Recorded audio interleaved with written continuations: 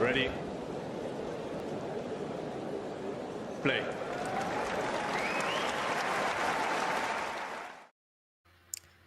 Good evening, good afternoon, whatever time it is, wherever you are in the world. Thanks for joining us today for a rather special episode. It's going to be pretty much entirely about the WTA Finals that have just come to a conclusion. But of course, it's also the conclusion to the end of the year. And I'm really pleased to have with us James today at Tennis Ranter. Am I saying that correctly from Twitter? Yes, you are. It is our Tennis Ranter indeed. Great. And I think it's a perfect Twitter handle, because that's a certain place that we can all go and have and vent our feelings. Listen, James, first of all, can you just introduce yourself and tell us about your relationship with the sport? Sure. So I'm relatively, as a sort of classic Brit, almost. I spent a lot of years watching Wimbledon. First time they were watching it was the sort of back end of Tim Henman's career, beginning of Andy Murray's. And it always used to be Wimbledon, and then watching a bit of Queen's. But it never went beyond that for a number of years. And I went to university and whatnot. And then I came back, or at least went out of university, and then watched Wimbledon again, because it kind of fell out of my mindset, especially when after Murray won in 2016. And then I went to Wimbledon in 2021. And I kind of like, wow, actually, I really, there's a reason why I love this sport generally, not just because of the grass court season. So started to follow it, started to go, right, I have an Amazon Prime subscription. They play a lot of the actual tennis itself on there, and then the next thing you know, the week later, I was watching 250 in Prague, that one outdoor hardcourt event in Prague in July, and I was like, right, and then ever since then, I've just been watching as much of it as possible. I've had a chance to finally get out back on the tennis court for on a couple of sessions, which have been fantastic. And yeah, I mean, I'm sort of, it's a classic common. I call it sort of a lowest common denominator in terms of a fan that, I support a lot of the British players, being a Brit myself, it's quite easy to do so. But then starting to pick up, the game styles and whatnot that make me, like the likes of, funny enough, the actual winner of this tournament that we're going to talk about, Garcia. Her game style is exciting, it's fun to watch, and it's aggressive, and it's hopefully it was one thing we have in common as both Man United fans. So it's the one thing that I always had when I was watching when I sort of became sort of a Man United supporter, was it had a similar sort of game style, and then finding players that also have that game style as well. Hey, that's a good book. That's a very good book you're there. Very well written. Very well written. The best I can show you is my old shirt, my last year's shirt with Iran on the back. But yeah, it's and ever since then, I was like, I wanted an outlet to be able to talk about it, because I had my normal Twitter account, but I didn't, because of other bits, I can't necessarily start tweeting a lot about tennis on there. But I was like, okay, so I'll create an actual pseudonym, Tennis Tranter, and been able to sort of like communicate and have a chat with people online, especially to do with the Twitter sphere. And then ever since then, I was invited to write some articles for Popcorn Tennis, and I've stayed around there since. And I do a bit of commentary as well for Game to Love. So it's kind of snowballed since then, effectively. And I've had the chance to be able to go. I like traveling, and also my background's tourism. I'm a teacher of tourism at the moment. So I've had a chance. So I've kind of coupled that with actually going to a lot of events in Europe quite recently. I went to Paris last week. So it's been great to be able to do that as well, and go to these great stadiums and watch some great players play. Which day were you in Paris last week? The quarterfinal day on the Friday. I got the chance to watch Alcaraz get defeated. Funny enough, I found it weird, because I finally got a chance to watch Alcaraz play, and I thought Brunei would be a brilliant match. And then the fact that it's the way in which Alcaraz was, the problems persisted, and Brunei really stepped that level up during that match, especially beforehand, the aggression. Alcaraz just couldn't match it, and it was jarring. It was jarring to watch. What was also kind of quite bizarrely jarring was the way in which the actual venue set out. I believe you went, didn't you? At the I agree. I had issues on the Wednesday in terms of getting in between the evening or the afternoon and night session, because it's just kind of crammed, because there's only one entrance. And it's just a bizarre thing where people are queued up outside in fairly chilly November, although it could be worse in terms of the time of year. And there was a little bit of a crush at times as the evening people wanted to get in, and the daytime people were still watching a match that was going on.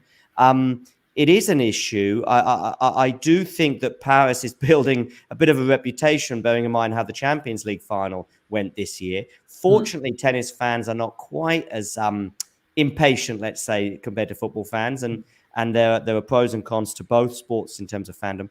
But yeah, what was your thoughts on that briefly before we do get into the WTA finals?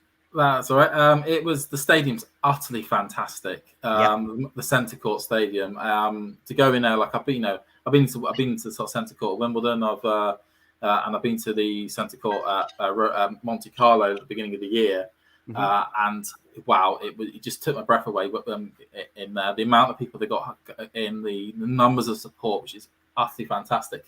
But the weirdest thing is actually the difference between this centre court and court one, because court one is. Did you get a chance to get down to court one? No, I just stayed on centre. I'm a glory boy. I just stayed for the centre court action.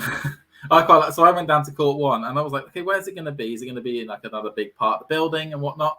And you sort of follow these signs around, and it showed okay, signs to go to court 1 and 2 is to go down these stairs, and you pretty much feel as though you're going right down to the basement of the actual building itself, and you can hear the aircon all going up, all going at 10 to a dozen above you, and then you get down there, and it feels this utterly strange thing. It's a very small court. It looks a lot bigger on TV than it actually is when you get there.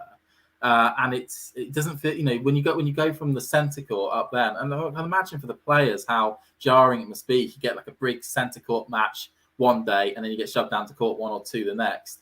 It just being, much, much smaller, very airy, very quiet at points, especially when you have a lot of fans that are upstairs. And it's just the weirdest thing having your second court pretty much feel as though you're hiding it in the basement somewhere that you don't really want anyone to see. Cool. I mean, I know you've just written an article for Popcorn Tennis on basically trying to watch tennis on a budget. It can be a bit tricky, especially when you're looking at, I think it was $15 a beer at the US Open this year, which, given the way the euro is right now, it was particularly difficult. But listen, we're digressing somewhat. Let's get into the WTA finals. I will be just bringing something up on the screen right now. Let's bring up a wonderful image of Caroline Garcia. This is her Twitter account. Where she just simply says champion. And listen, Garcia in the second half of this year has been amazing. We talked about some of the aggressive players on the men's side and how that is an exciting element. We see the return position that she has. What did you make of her tournament at the WTA finals and basically her year as a whole? Oh, that's a very good question. Her finals, she played it relatively straightforwardly. Barring her loss to, relatively straightforwardly, the loss to Iga was a bit of a surprise to me, given that I felt she was going to win that match, just because she's won the match previously, and indoor hard tends to be quite a good surface for her. I know that a few years ago when she made the finals, I think it was in 2018, she had like an Yvette Conte style indoor hard court run to the to pick up enough points to be able to get in there. But she was able to see off the players that you'd expect her to sort of see off. I guess, granted, it got a bit hairy with Kasatkina in that what felt like a quarterfinal in the group stages match, which actually turned out to be a real epic on that one there. But the players she faced. When it came to the semi-final, I think a lot of the issues with Sakkari is that she went from a situation of being the underdog. She just about scraped in when she got to she just about scraped into the finals itself. That final in Guadalajara just a week prior helped get her into the actual venue, the event itself, and then was the underdog during all the group stage matches, and then what happened? And when you have that, she was swinging really freely. It was, I was really surprised when she beat Pegula in the first match. I felt it was going to be a repeat of Guadalajara with Pegula getting the victory, but no, Sakkari straight sets. I think it was all the way through in all her group stage matches. So, but then it got to a situation, of course, where it was like roles reversed. Garcia just about scraped through her group stage. Sakkari, she did. It was a final set tiebreak that basically got her to the semi-finals against Kasatkina. Yeah, it just shows how it could have been so different if that tiebreaker went a different way. Which it really shows the small margins that exist in this game. That you you have to be absolutely on your limit to the absolute end of the match to be able to pick up the rewards at the end of the day. And Garcia stayed at that higher level, continued to do what she did best, and got the win in the end. But then, like I said, Sakkari then was the favourite. Her level dropped. It was especially prevalent in that match, especially look at the scoreline where 6-3, 6-2 is a pretty commanding way of beating your semi-final opponent, especially when you expect, you look at the Iga versus Sabalenka scoreline, that was a natural match. Swings in both matches, both players deserved it, very much deserved that, or made their way there and showed the level that they needed to work at.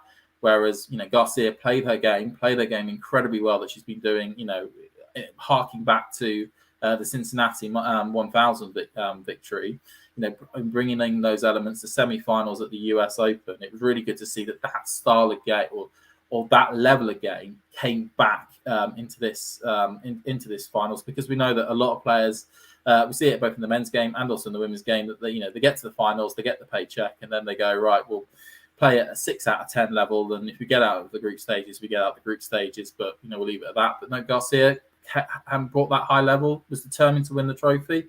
A very nice looking trophy it is as well. I like the fact of, even though they try to modernise this tournament as much as possible, they still kept quite an elegant and old-fashioned style cup that you would see it generally at any tennis club up and down the country, as like something back in the 1980s. Which is excellent to see that they still keep that tradition running on there. But then, of course, so she was able to dominate that match against Sakkari. Sakkari, of course, Sakkari's level dropped a bit there. But then going on to the final, I mean, when it's a big hitter versus a big hitter, Garcia comes out and she swings really well. And Sabalenka, when she's, we've seen it in the past when it comes to her playing big hitters. You think it's going to be a brilliant thing that they're going to basically take the skin off the tennis ball every time that a rally takes place.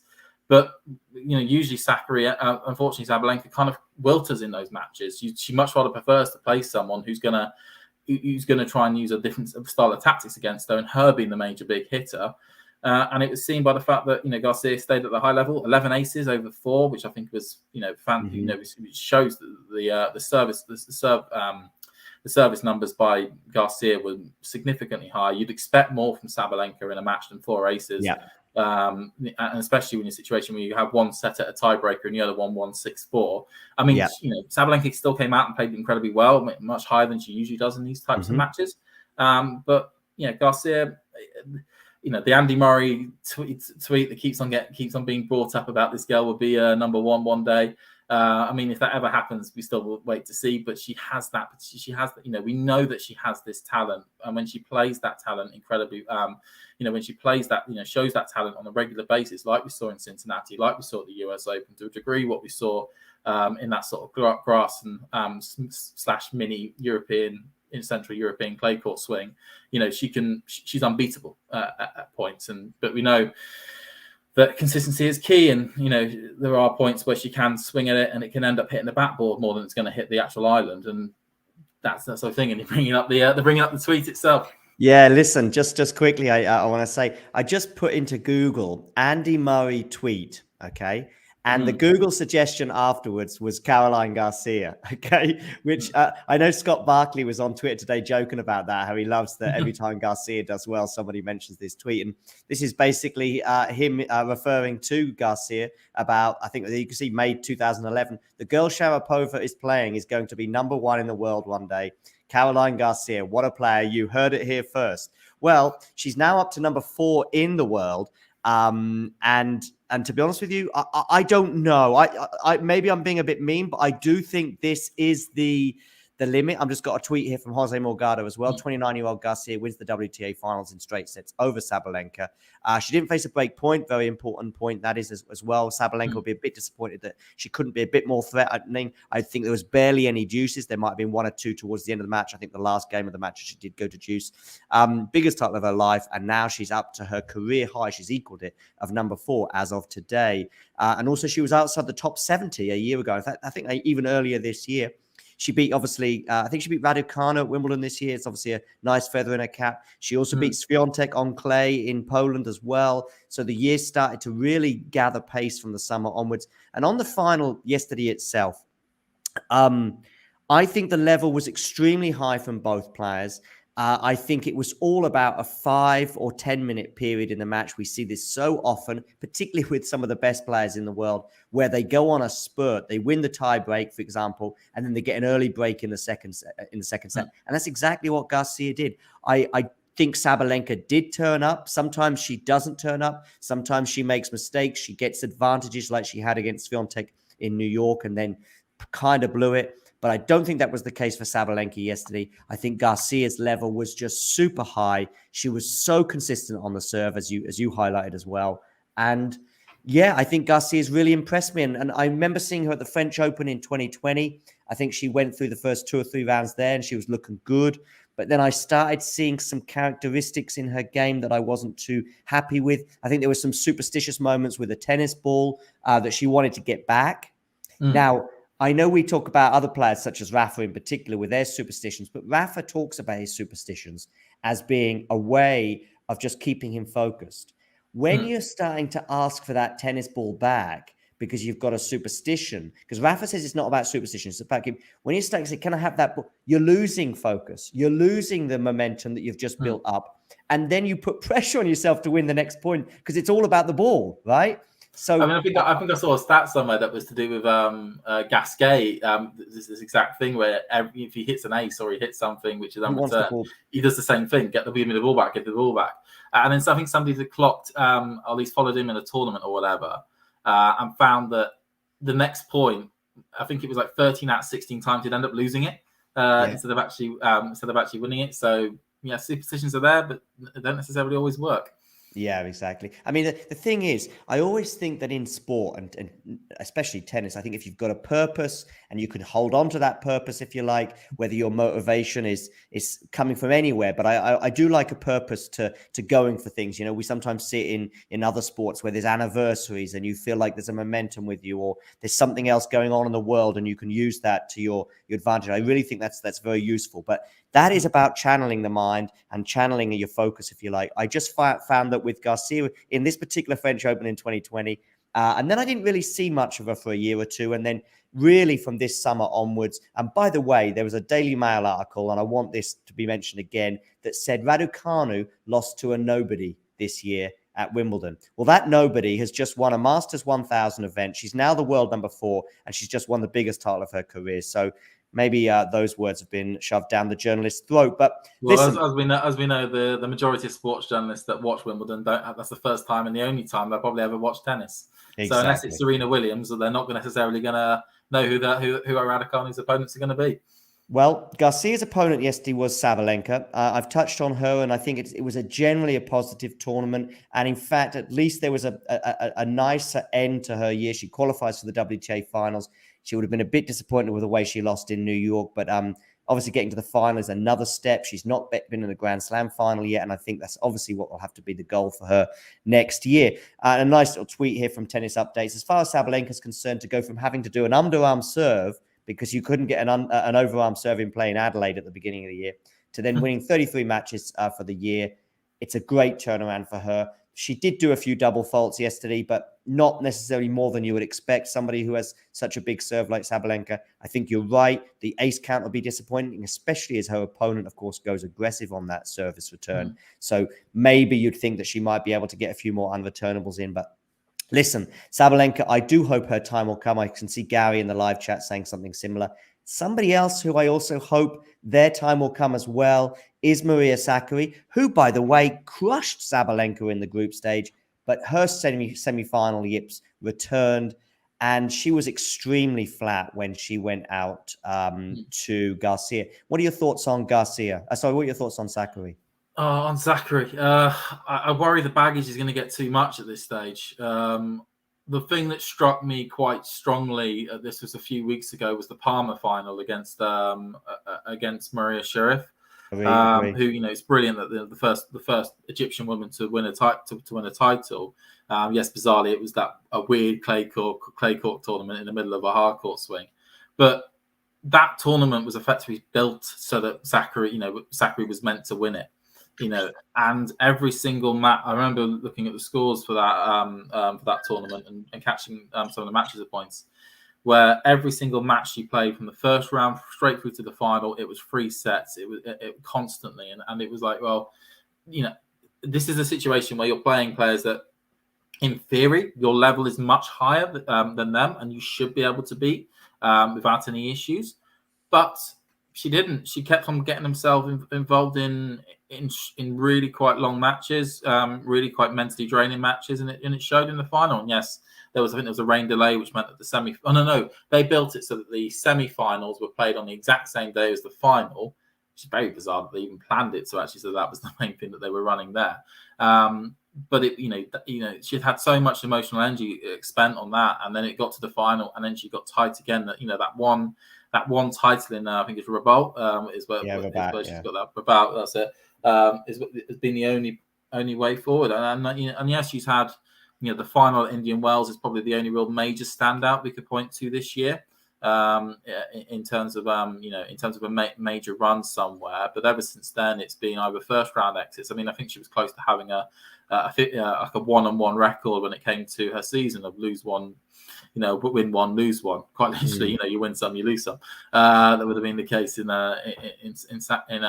Sakkari's books. It's just it's a shame really, because I remember my first watching of Sakkari was that Raducanu semi-final at the US Open last year, and she even though she lost that match, she still seemed very immense, and it seemed as though this Sakkari was going to go on and at least win a W1000 event this year, and for her to have for her to be able to at least get to the final of Guadalajara again this year, a couple with the final in Indian Wells, and to have enough points to get into the tournament was a really good achievement. Similar for Sabalenka in terms of again, I remember watching those Adelaide matches early in the morning our time, and it just been aghast by the fact that the woman that I saw tearing it up at Wimbledon not 6 months prior was struggling to get the ball in, and players were just having to stick with her. And then I was really impressed with her US Open run. I felt that was that helped at least give her a little bit of confidence, but kind of fell under the radar since then. But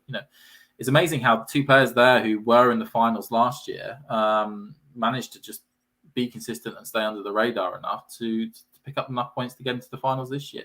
Yeah, I think both of those players, perhaps, or certainly Sakkari didn't have a great Wimbledon, and of course that doesn't really matter in terms of this year's points. So that probably helped 1 or 2 players on the men's side as well. No, I agree. It's it's been they've been consistent in the right areas. I know Sabalenka also got to the semi-finals at the US Open, losing to Iga there in a tight 3 set. Was it a tight 3 sets, I believe, for that match? 3 sets, yeah. And she was a breakup. I was actually fortunate enough to be at that match, and she was a breakup in the third as well. So she's one of those. She's probably one of those bogey players for Iga who was used to beating Iga before Iga has had the season that she's had, and she'll probably be one of the few players that she'll want to avoid still in tournaments to come, because she can be that banana skin player. I mean, I remember watching. I didn't get a chance to watch that match, but I watched the final in Stuttgart earlier in the season on the indoor clay,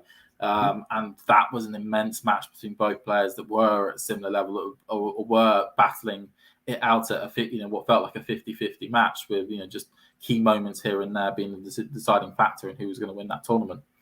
Absolutely, and in fact, her head-to-head now with Swiatek is actually 2-4. So it's 2 wins Sabalenka, 4 for Swiatek. But it is competitive each time. I mean, that could easily be 3-3 really, and Sabalenka could have made the US Open final, and who knows what would have happened after that. But I think Sabalenka has won the first and most recent matches between the two, so that also gives you something. And I just think I think it's a really good point you make, that next time they play each other, Sabalenka will have the belief, I know I can beat this woman, even when she's in the form of her life almost. Well, now we're on the subject of Swiatek. We will come to the WTA Finals as a general point shortly. But before we do that, let's just have a quick look at this nice little image that I've got on. I'm going to put on the screen for us right now regarding Swiatek. It's crazy, she said, reflecting on her season after a slightly disappointing, of course, exit over 3 sets, where she was a bit flat maybe in the third set against Sabalenka. But boy, oh boy, what a year. There was no adjective in the English language that describes the year that Swiatek's had. in my opinion. Context is a key thing. In January, we came off the back of Barty winning both Adelaide at the 500 level, beating really top level opponents along the way, and then having unfortunately, a bit of a more easier-ish in terms of rankings run to the title in Australia. And a lot of people were, a lot of us were kind of thinking, right, basically wherever Barty's going to rock up to next, she'll win the tournament or have at least 90% chance of winning the tournament. So when March came around and she announced her retirement, a lot of us, a lot of me included, were right. This is, what's going to happen to the women's game in terms of, is it just going to be all over the shot? Are we going to get, 10, half the W1000 title is going to be won by women who are ranked 200 in the world or whatever? But for Swiatek to then take that mantle that was left down by Barty, the fact that there was going to be a new number one in the world who was not going to be seen as a new number one in the world, and to go, right, I'm going to win Doha, I'm going to win Indian Wells, I'm going to win Miami, Stuttgart, Rome, Roland Garros, to win all those tournaments with all the different factors that are at those tournaments, going from outdoor hard onto the desert, into the humid jungle, over to indoor clay, over to the Roman Colosseums, and then down to the French Open. I mean, that's just to have that ability to run from all those different types of tournaments, and to keep winning, and to pick the tournaments that you're going to pick, and then to win those tournaments in such convincing fashion, pretty much every single time. Yeah, I just can't believe it. And then and it really demonstrates the fact that she is the undisputed number one in the world, and we now would like, of course, a rival to stand up to Iga now, because we don't want a situation of complete dominance like this. I think we all remember Federer to a degree in 04 to 07 effectively. I know Rafa did win the Roland Garros between those times, but for the rest of the tournaments, it was just one person winning it, and it can get it will get maybe a tad boring. But I suspect we are going to get people who are going to come up and face her. But then but I think the most impressive victory for me in terms of for Swiatek was going into that US Open. Coming off what was a bit of a, I'd say, cum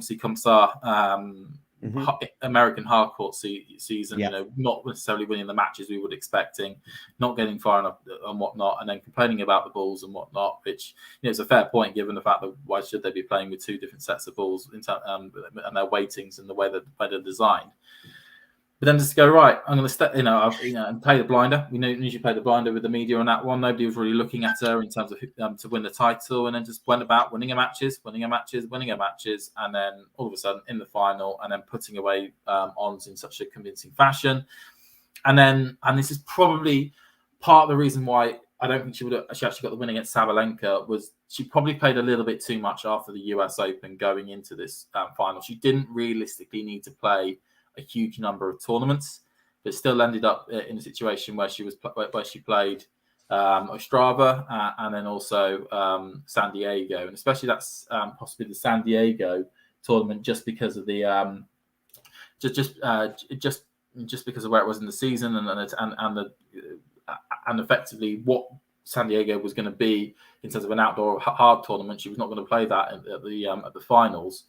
She could have just rested at that point and would have had a little bit more energy to go into these finals. But we can't discredit for the fact that she at least was a world number one that we had the ability to watch. She wasn't one that just played, that only played 9 tournaments a year. She was prepared to play 15, 16 tournaments so that people around the world, and us watching at home, are able to actually enjoy watching Swiatek play on a regular basis.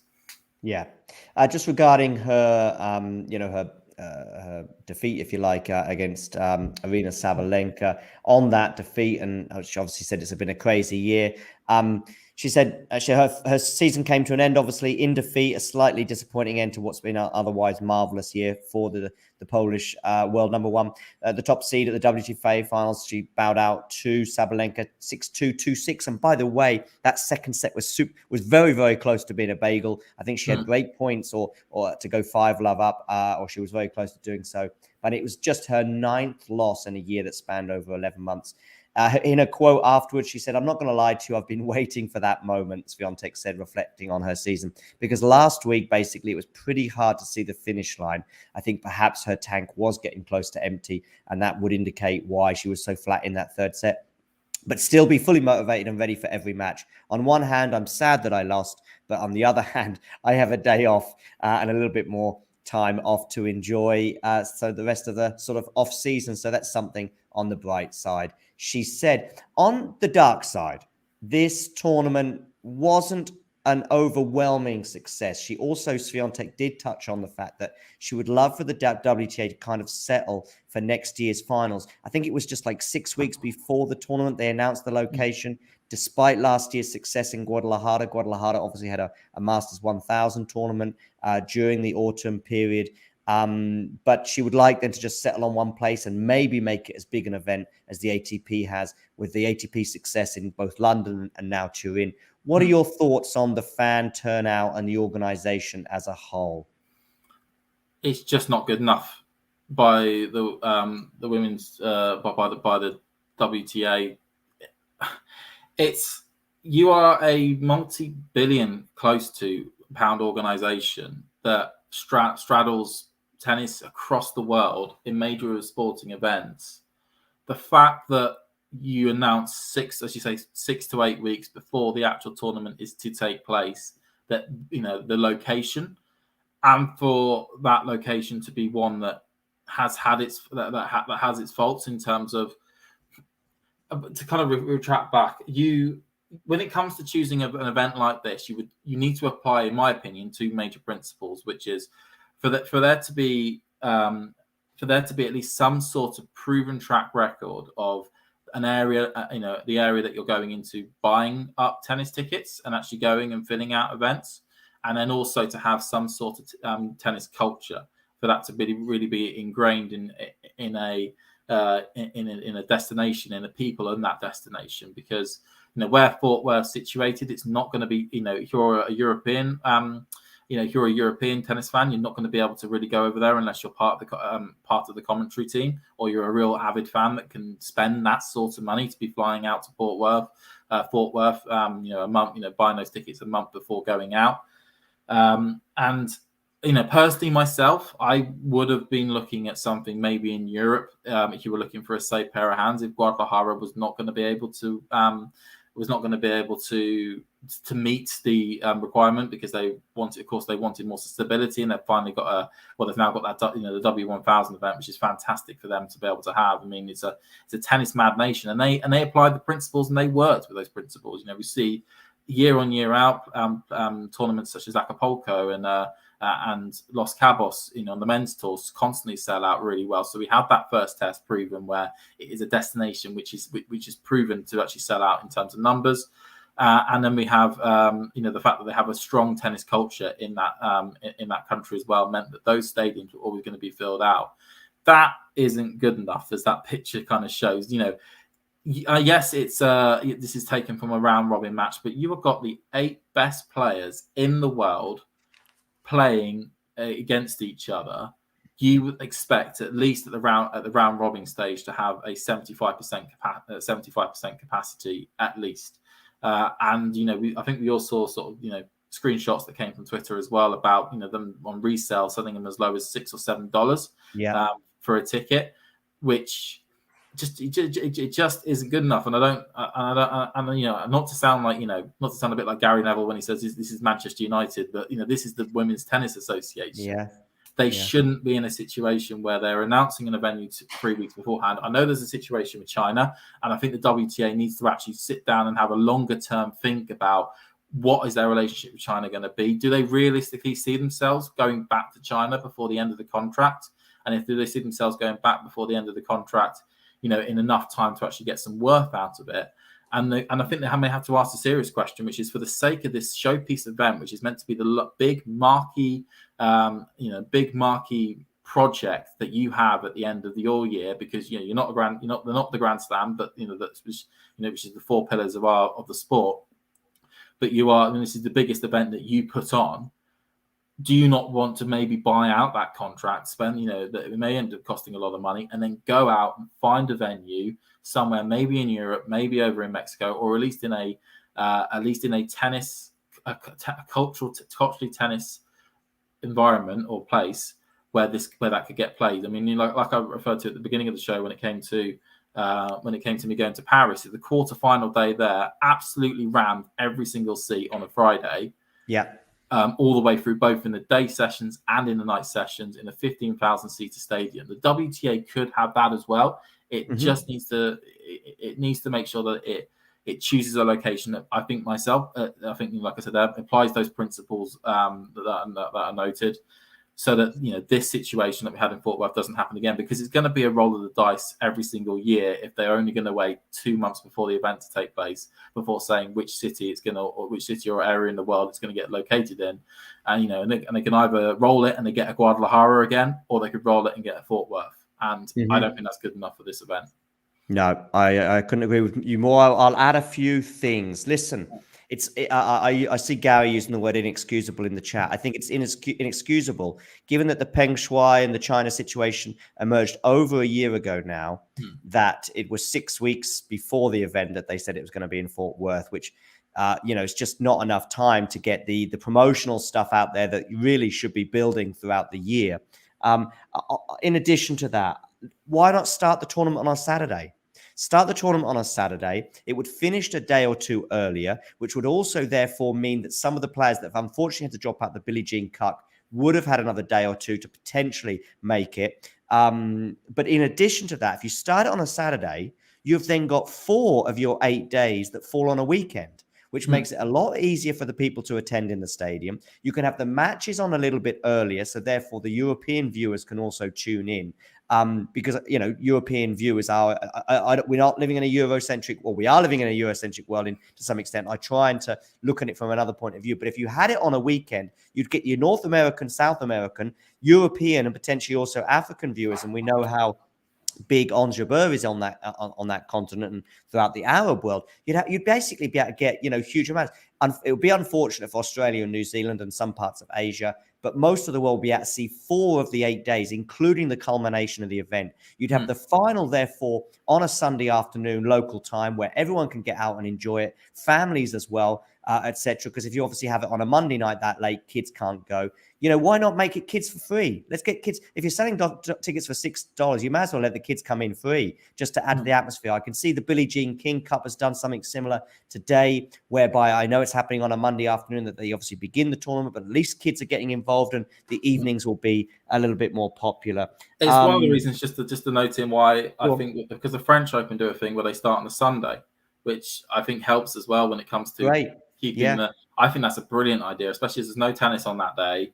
Yeah, and it's effectively a wasted day when it comes to being able to sell to people to go and actually watch them tennis, because accessibility of the sport has to be key and has to be fundamentally key to decisions that get made. I know I get a bit annoyed when people start having to go at night matches, just because night matches, especially for those people who live in that sort of time zone, so night matches in Europe or night matches in North America during the week. A lot of us get home around about 6-7 o'clock at night, and we do want to watch tennis when we get home, and we want to watch some of the best names play. And when you see people complain, "Oh, why are there night matches? Why shouldn't they all be through the day?" Because then that accessibility would start to go away. I love night matches. I love them. And by the way, regarding this WTA Finals, from the Monday to Friday period, if we had it over an 8-day period, if you like, with the 2 weekends, or 9-day period, if you like. I get it. You want to have the matches probably a bit later in the day, so more locals can get along and watch. But no, I love night matches. I just think that you also need to take care with night matches that they don't start at 1 a.m. or whatever they did in Paris Bercy recently, and so they're finishing at 3 a.m. and also thinking about public transport. Paris, funny enough, again seems to be the center of attention regarding this part of an organization, because also the French Open as well, starting the night sessions at 8:30 or 9 o'clock or something. No, start at 7 p.m. I couldn't believe it when I went. It was 7:45 for us for me in the UK, and I was like, okay, that's still fairly late to start a match, but especially if you can have best of 3 sets. Yeah, but I couldn't imagine if you were a French watcher or a Central European watcher who was on that time zone to have to, the first competitive ball is not going to get hit until 9 o'clock. I mean, that's incredibly late, and you're not going to be able to keep many people in at that late at night. But something starting around about 7ish for a 3-setter. It should only be one match realistically in the night sessions. If you want to have 2 matches, have it starting a little bit earlier and people coming in. At the French Open, you could have 2 women's matches or 1 men's, basically, and do one of the 2 and maybe alternate it each day. Absolutely. But yeah, like you said, going to your point originally about the start time, weekends, absolutely. I think that's, I know the ATP Cup did that originally, before it's now been changed, of course, to the United Cup, where they started it on the weekend. It just means that the first round of matches people can get involved with, and if you get people in at the beginning, they're most likely to stay to the end. But if you start your tournament at midday on a Monday, when everyone's at work, everyone's going to go, oh, okay, and then they may end up something else will take their interest, and then they won't end up actually watching it until maybe the final or whatnot. And then you have situations where nobody's able to go and watch the event in the actual stadium itself. Anyway, listen, thanks very much, James, for joining us. Everybody in the live chat as well. It was great to have you on board. James, just to remind us, where can we find you on Twitter? So I've got my handle just in my name there. So I'm at Tennis Ranter, and please make sure give me a follow. It'd be fantastic. I'm usually quite active. I hope to be quite active still. And then also you can read any of my articles as well that pop up on Popcorn Tennis would be fantastic as well. Yeah, including an excellent article that you've just penned on watching tennis on a budget. And listen, James, I certainly think there's a hole or a gap in the market for you for tennis and tourism as a result. So plenty of opportunities there for you. I know you're a tourism expert too. But listen, on a positive note, at least there was a bit more of a crowd for the final, and somebody who's certainly flying high after the final is Caroline Garcia. Congratulations to her and her fans. And it's been an amazing year. She's taken me by surprise. I'm now putting a limit on this by saying that I don't think she can quite go up to the next level, i.e. win a Grand Slam or get to world number 1. So Caroline Garcia, maybe we can clip this in a year from now when you've won a couple of slams and you're on top of the world. Listen, I'd love to see that happen. Sakkari and Sabalenka, I keep my fingers crossed. I know that Gary feels similarly, that hopefully they can have big 2023s as well. But one more time, I just want to say a big thank you to you, James, aka at Tennis Ranter on Twitter. Thanks for joining us today, by the way. And thank you for inviting me on. Brilliant, James. And to the rest of the tennis world,